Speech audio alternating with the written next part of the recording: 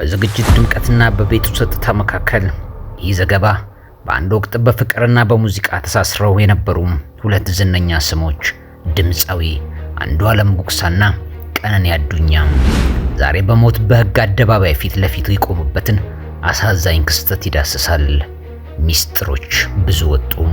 በተለይ ወንድሟ ከተናገረ ሰዓታት በኋላ በአንዱዓለም በኩል የቀረበው የቪዲዮ መከላከያና በታናሽ ወንድሟ ሊበን አዱኛ በኩል የመጣው አስደንጋጭ ምስክርነት የታሪክን ሁለት ገጽታዎች ይዘው ቀርበዋል። እውነት የትኛው ናት? ይህ ዘገባ ጥያቄውን ለፍትህና ለህሊና ዳኝነት ይተዋል። እንደዛ ሆና እኔን ስታይኝ ማለት እኔ እንደዛ ሆኜ እሷን ስላየኋት በጣም አለቀሰች። እኔ እንደዚህ ሆኜ እኮ ምናምን ብላ መልቀስ ጀመረች ምናምን ነገር። ከዛም በኢትዮጵያ የኪነ ጥበብ ሰማይ ስር ከወራት በፊት አንድ ኮከብ ረገፈች። ቀነኒ አዱኛ ህልፈቷ መላውን አድናቂዎቿን በሐዘን ቢያደቅም ከሞቷ በስተጀርባ ያለው ሚስጥር ግን ዛሬም ምድሪቱን እያነጋገረ ይገኛል። ከቀናት በፊት ድምፃዊ አንዱዓለም ጉግሳም በቪዲዮ ወጥቶ የሰጠው ማብራሪያ ደጋፊዎቹ ግልጽነት የፈጠረ ቢመስልም ለቤተሰቦቿ ግን ቁስልን የሚነካ አዲስ እሳት ሆኖባቸዋል። በዝምታ መሃል ጥልቅ እውነት አለ ይላል የቀነኒ ታናሽ ወንድም ሊበን አዱኛ። ሊበን በአንዱዓለም ንግግር ላይ ቅሬታውን ሲገልጽ ቤታቸው የሙዚቃ ሳይሆን የፍርሃት መኖሪያ እንደነበረ የቀነኒንና የአንዱዓለምን ሕይወት ይናገራል። አንዱዓለም የራሱን ንጽህና ሲገልጽ ቤተሰቦች ግን የደረሰው የድብደባ ፎቶዎችና ሽጉጥ የተተኮሰባቸውን ትዝታዎች ወደ አደባባይ በወንድሟ በኩል ወጥቷል። አንድ ታዋቂ ድምፃዊ በጠበቃ የተከበበ ንግግርና አንድ ወጣት ወንድም በእንባ የታጀበ ምስክርነት፣ ሁለቱም የየራሳቸው እውነት ለዓለም አቅርበዋል። ጋዜጠኝነት ደግሞ በሁለቱ መካከል ቆሞ እውነቱን ከማስረጃ መዝገብ ይፈልጋል። ዋና ዘገባው የተፋጠጡት ሁለቱ እውነቶች። ከዛን ቀነኒ ሮጣ ገባች። እኔ ያለሁበት ክላስ ማለት ነው። ከዛን በሩ ስዘጋ የዛን ጊዜ ተነሳው። ከዛን ምንድነው አፈ ጊዜ እንትኑን ይሄ ጊታሩን ወርውሮ ሲሰብረው ነበር የዛን ቀን ኮሪደሩ ላይ። ከዛን ምንድነው አፈ ጊዜ ተነሳ አንተ ለማጋት ሄዳለህ ምናምን ነገር አለችኝ። ከዛን ምን ተፈጥሮ ነው ምናምን ስላት ጊዜ ከዛን ሽጉጥ አቀባበለ አንዷን በሩ ጋር ቆሞ ማለት ነው። ከዛን እኔ ላናገረው አንቺ ጊዜ ከዛን አይሆንም ይመታሃል ምናምን ብላ እሷ አይተኩስም አንተ ተረጋጋ እኔ ያናግረዋለሁ እንዳትገባ በመሃል ብላ በሩን ከፍታ ወጣች። ከዛን ሽጉጡን ፊቷ ላይ ደቀነባት። ከዛን የሆነ ፎቶ አሳያት። ይሄ ፎቶ አንቺ ነሽ አላት። እሷን ያደርለውም ማለች። ከዛን እህቱን አሳያት። መጽሐፍ ቅዱስ ይዛ በጣም ማለችለት። እኔ አይደለሁም እናቴ ትሞት ምናምን ብላ ማለችለት ቀነኒ። ከዛን አንቺ ነሽ ምናምን አላት። ከዛን ወደ እንትና ዞረ። ሚጣን ጠይቃት። ሚጣ እሷ አይደለች ምን ሆነ አንዷል ማለት ነው። ከዛን እኔን ጠይቀኝ እሷ አይደለች ስለ ጊዜ ከሷ ላይ ይዞ የነበረውን ሽጉጥ ወደ ሸተሩ አዙሮ ሸተር ላይ ተኮሰዋል። እሱንም ፎቶ ላደርግላችሁ እችላለሁ። አሁን ምናልባት ላላገኘው እችላለሁ። ካገኘሁት ግን አስቀምጥላችኋለሁ። የአንዱዓለም ጎሳ መከላከያ ዘ ዲፌንስ አካውንት አንዱዓለም በቅርቡ በለቀቀው ቪዲዮ ከቀነኒ ጋር የነበረውን ግንኙነትና ስለ አሟሟቷ ያለውን መረጃ አቀርቧል። ንግግሩም የሕግ ባለሙያዎች ያስጠኑት ነው ተብሎም በቤተሰቡ ቢወቀስም እሱ ግን በራሱ በኩል ያለውን እውነታ ለማሳየት መሞከሩን ይስተዋላል። እንደ ጋዜጠኝነት መርህ ማንኛውም ግለሰብ ጥፋተኝነቱ በፍርድ ቤት ሳይረጋገጥ እንደ ንጹህ ይቆጠራል። ሁለተኛውን እንመርምር። የሊበን አዱኛ ምስክርነት። የቀነኒ አዱኛ ወንድም። በሌላ በኩል የቀነኒ ታናሽ ወንድም ሊበን አዱኛም በአንዱዓለም ንግግር ላይ ያለውን ተቃውሞ እንደሚከተሉ ይገልጻል። አብሬያቸው እኖር ስለነበረ አንዱዓለም ቀነኒን ደጋግሞ ይደበድባት እንደነበርና እጇን ሰብሯት እንደነበርም ይናገራል። በአንድ ወቅት ሽጉጥ ደቅኖባቸውም እንደነበርና ወደ መስኮት ተኩሶ እንደነበረም በአይን እማኝነትም ይተርካል። እንለያይ ባለችው ቁጥር ለጥቃት ትጋለጥ እንደነበርና የመጨረሻው ክርክርም ለህልፈቷ ምክንያት መሆኑን ይገልጻል። የሕግ የፍትህ ዳኝነት ጉዳዩ በአሁን ሰዓት ከማህበራዊ ሚዲያ ክርክር አልፎ የሕግ መልክ እንዲይዝ ቤተሰቦቿ እየወተወቱ ነው። አንዱዓለም የራሱን መከላከያ ሲያቀርብ፣ ቤተሰቦቹ ደግሞ ማስረጃዎቹን ለህዝብ እያሳዩ ነው። ይህ ጉዳይ የግለሰቦች ግጭት ብቻም ሳይሆን በኢትዮጵያ ውስጥ ስላለው የሴቶች ጥቃትና የፍትህ ተደራሽነት ትልቅ መነጋገሪያም ሆኗል። ወደ ማጠቃለያው እንደርደር። በአንዱዓለም በቪዲዮ በቀረበው ንግግርና በሊበን አዱኛ በእንባ በታጀበ ምስክርነት መካከል ያለው ልዩነት ሰፊ ነው። እውነቱ ግን ያለው በሁለቱ ቃላት መሃል ሳይሆን በወረዱት የደም ጠብታዎችና በፍርድ ቤት በሚቀርቡ ሳይንሳዊ ማስረጃዎች ውስጥ ነው። ቀነኒ ፍትህ ታገኛለች ወይስ አንዱዓለም ከክሱ ነፃ ይሆናል? ለዚሁ ለሚለው ጥያቄ መልሱ ያለው በህግ ሂደት ውስጥ ብቻ ነው እንላለን። እንዲህም ቢሆን እንዲያም ቢሆን የቀነኒ አዱኛን ነፍስ ይማር እንላለን። ፍትህ በህይወት ለተቀጠፈችው ውድ ሀገራችን ህዝቦች፣ እናንተስ እንዴት ጉዳዩን ትመለከታላችሁ? ወንድሟ ከተናገረ መረጃዎችን በቪዲዮ ከለቀቀ በኋላ በርካቶች ጉዳዩ ላይ አስተያየት እየሰጡ ነው። የእናንተ ምላሽስ ምንድነው? የህግ አካላትስ ምነው ዝምታን መረጡ? መንግስትስ በዚህ ጉዳይ ላይ ምን እያለ ይሆን? ሁሉንም እንደዚሁ ብንተውም ዳግም ተመልሰን ጉዳዮቹን የበለጠ ከተለያዩ መረጃዎች እየመዘዝን እናወራችኋለን። ለዛሬው እዚህ ላይ ይብቃ። ኢትዮጵያ ሀገራችን ታላቅነቷን ትኖር። ሰላም ለሀገራችን፣ ሰላም ለምድራችን። ክብራትና ክብራን ጤና ይስጥልኝ። እሺ፣ ሰላም ሊበን እባላለሁ። የቀነኒ አዱኛ ታናሽ ወንድሟ ነኝ። እሺ፣ ትናንትና አንዱዓለም ብዙ ነገር ሲናገር ነበር እና እያንዳንዱ እኔ ስሜን ጠቅሶ ነበር። ሊበን ያውቃል ብሏል። እኔ የማውቃቸውን ነገሮች እኔ ብዙ ጊዜ እዛ ቤት ስለነበርኩኝ የማውቃቸውን ነገሮች እያንዳንዱ ነገሮች አሳያችኋለሁ። እሺ፣ መጀመሪያ ሁሉንም ፎቶዎች አስቀምጥላችኋለሁ ከላይ። መጀመሪያ ማርች 8 2023 አንድ ላይ መኖር ጀምረዋል። እዚህ ጋር ሌላኛውም አርቲስት አለ አንድ ላይ ቤት እሱ ቤት ሆኖ ምናምን ሰንሻይን ያለው ማለት ነው። ከዛን ማርች 8 አንድ ላይ መኖር ጀምረው ማርች 19 ላይ ነው ልደት እያከበረች ነበር። የልደቷ ቀን ነው የመጀመሪያው የደበደባት ማለት ድብደባ አንዱዓለም ጎሳ ያደረገባት ቀን ላይ ማለት ነው።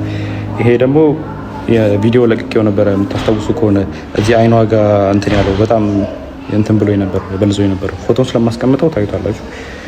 እዛ ላይ የነበረው ነው የመጀመሪያው እሱ አለ። ኢቨን ከሳምንታት በኋላ ራሱ ሪከቨር አግታ ምናምን የሚያሳዩ እንትኖች አሉ። ሁሉም ከጋላሪያው ላይ ያገኙት ስቲል አለ።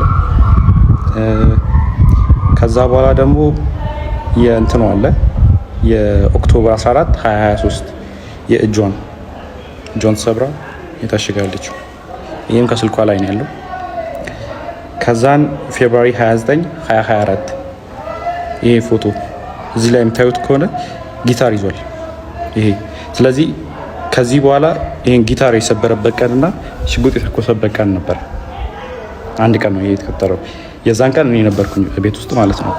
ከዛም ጠዋት አንዱዓለም ያው ሌሊት አምሽቶ ነው የሚመጣው። በቃ ጠዋት ሊነጋ አካባቢ ሲል ነው የሚመጣው ወደ 11 ሰዓት አካባቢ ምናምን እና ሁሌ የዛን ሰዓት ጭቅጭቅ አለ በአንዱዓለምና በቀነኒ በኩል ሁሌ በዛ ሰዓት ጭቅጭቅ አለ።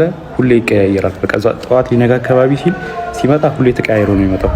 ከዛን የዛን ቀን ተኝቼ ነበረ። እኔ 1 ሰዓት አካባቢ ይሆናል ተኝቼ ነበረ። እኔ ገስት ሩም ነበር የተኛሁት። ከዛን ቀነኒ ሮጣ ገባች እኔ ያለሁበት ክላስ ማለት ነው። ከዛን በሩ ስዘጋ የዛን ጊዜ ተነሳሁኝ። ከዛን ምንድነው ናሰ ጊዜ እንትኑን ይሄ ጊታሩን ወርውሮ ሲሰብረው ነበር የዛን ቀን እንትን ኮሪደሩ ላይ። ከዛን ምንድነው ናሱ ጊዜ ተነሳ አንተ ለማጋት ሄዳለህ ምናምን ነገር አለችኝ። ከዛን ምን ተፈጥሮ ነው ምናምን ስላት ጊዜ ከዛን ሽጉጥ አቀባበለ አንዱዓለም በሩ ጋር ቆሞ ማለት ነው። ከዛን እኔ ላናገረው ናሱ ጊዜ ከዛን አይሆንም ይመታሃል ምናምን ብላ እሷ አይተኩስም አንተ ተረጋጋ እኔ ያናግረዋለሁ እንዳትገባ በመሃል ብላ በሩን ከፍታ ወጣች። ከዛን ሽጉጡን ፊቷ ላይ ደቀነባት። ከዛን የሆነ ፎቶ አሳያት። ይህ ፎቶ አንቺ ነሽ አላት። እሷን አይደለሁም ማለች። ከዛን እህቱን አሳያት። መጽሐፍ ቅዱስ ይዛ በጣም ማለችለት። እኔ አይደለሁም እናቴ ትሙት ምናምን ብላ ማለችለት ቀነኒ። ከዛን አንቺ ነሽ ምናምን አላት። ከዛን ወደ እንትና ዞረ ሚጣን ጠይቃት። ሚጣ ረሱ አይደለች ምን ሆነ አንዱዓለም ማለችው። ከዛን እኔን ጠይቀኝ እሷ አለችም ስለ ጊዜ ከእሷ ላይ ይዞ የነበረውን ሽጉጥ ወደ ሸተሩ አዙሮ ሸተር ላይ ተኮሰዋል። እሱንም ፎቶ ላደርግላችሁ እችላለሁ። አሁን ምናልባት ላላገኘው እችላለሁ። ካገኘሁት ግን አስቀምጥላችኋለሁ። ከዛ ቀጥሎ እያንዳንዱ ነው ማሳያችሁ።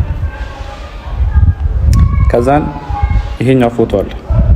ይሄ ፎቶ ማለት አንዱዓለም ጎሳ በኢሬቻ ኮንሰርት ላስት ታይም ያደረገው ከዛ በኋላ ከተመለሰ በኋላ በሆነ ብር ምክንያት ከሌላ ሰው ጋር ተጋይቶ በሱ ሰበብ እሷን ሊደበድባት።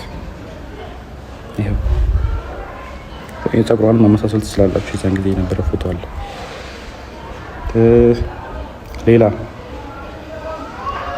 ሌላ ጃንዋሪ 27 2025 ይሄ ፎቶ አለ። ይሄ ደግሞ ከመሞታ 1 ወር ከ15 ቀን ወይ 1 ወር ከምናምን ነው የሚሆነው። ጃንዋሪ 27 ማለት እሷ ማርች 11 አካባቢ ነው። ስለዚህ በጣም 1 ወር ከ15 ቀን ማለት ይቻላል። የዚህን ቀንም እኔ እዛ ቤት ነበርኩ። ማታ መብራት የለም ነበረ።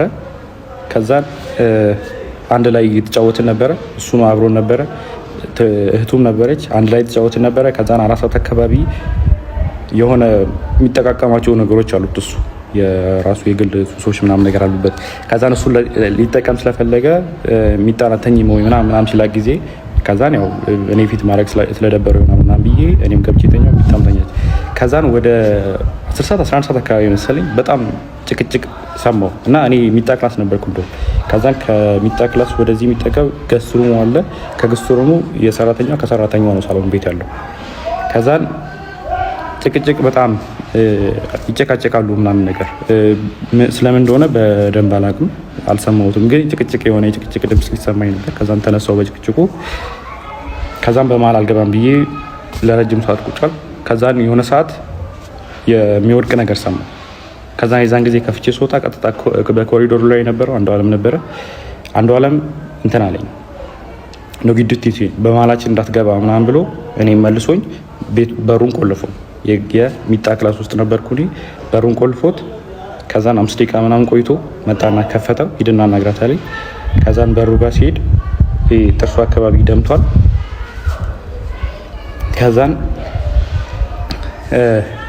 ጥርሱ አካባቢ ደምታለች።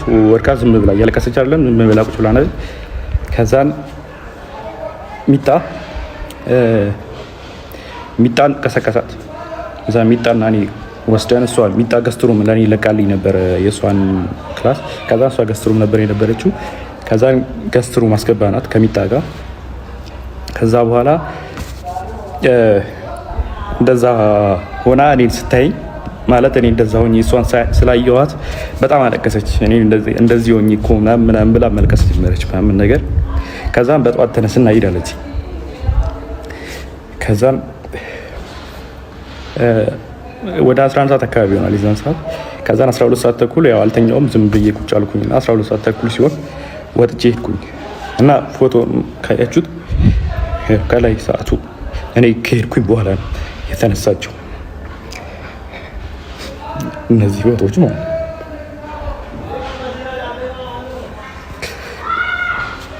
ሌላ ደግሞ ስለ እንትኑ ጉዳይ እሷ ከመሞቷ ከሳምንት በፊት የእንትን ምርመራ አግታ ነበር፣ የመካንነት ምርመራ ማለት ነው። ይሄ ያደረገችው ይኸው ፍራይዴ ማርች 7 አርብ ቀን ማለት ነው። እሷ የሞተችው ማክሰኞ ቀን መስለኝ እና ይኸው ቀኑ አለ።